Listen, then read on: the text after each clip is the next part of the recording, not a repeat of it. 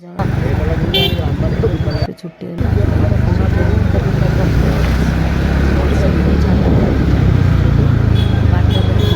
ବର୍ଷା ହେଇଛି। ମୁଁ ଟିକେ ମଟନ ନେଇ ଗଲି, ଯାଇକି ବାସନ ଫାସନ ପଡ଼ିଥିଲା ତାକୁ ଟିକେ ଧୁଆଧୁଇ କରିଦେଲି।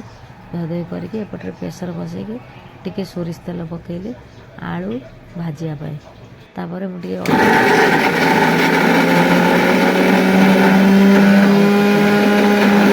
ଆଳୁଟା ହେଲା ଆମେ ତାକୁ ଟିକେ ଫ୍ରାଏ କରିବା। ଫ୍ରାଏ କରିକି ତାକୁ ଆମେ ବାହାର କରିଦେବା। ବାହାର କରିସାରିଲା ପରେ ଏବେ ମୁଁ ପକେଇବି ଟିକେ ଚିନି ଆମର ଟିକେ ଗରମ ହେଲା ପରେ ତାପରେ ମୁଁ ଏବେ ପକେଇନି ଗୁଜୁରାତି, ଡାଲଚିନି, ତେଜପତ୍ର, ଲବଙ୍ଗ, ସବୁ ଗୋଲମରିଚ ସବୁ ପକେଇ ପିଆଜ ପକେଇଲି। ପିଆଜ ପକେଇ ତାକୁ ଟିକେ ଲାଲ ହେଲା ପର୍ଯ୍ୟନ୍ତ ମୁଁ ଘଣ୍ଟା ଘଣ୍ଟି କଲି। ଘଣ୍ଟା ଘଣ୍ଟି କରିସାରିଲା ପରେ ଏବେ ପକେଇବା ବାଟଣ।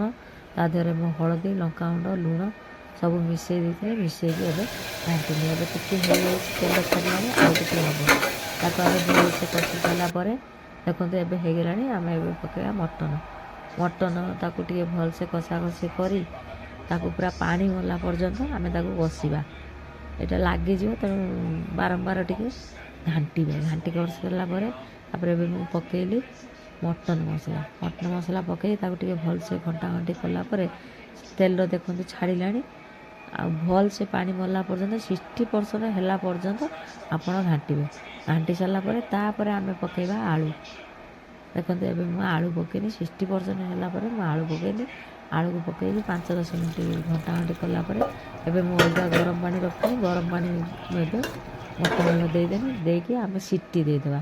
5-6ଟା ସିଟି ଦେଲା ପରେ ତାପରେ ଦେଖନ୍ତୁ କାଢ଼ିକି ଆମେ ଦେଖିବା କେତେ ସୁନ୍ଦର ହେଇଛି। ଦେଖନ୍ତୁ କେତେ ସୁନ୍ଦର ହେଇଛି ମଟନଟା।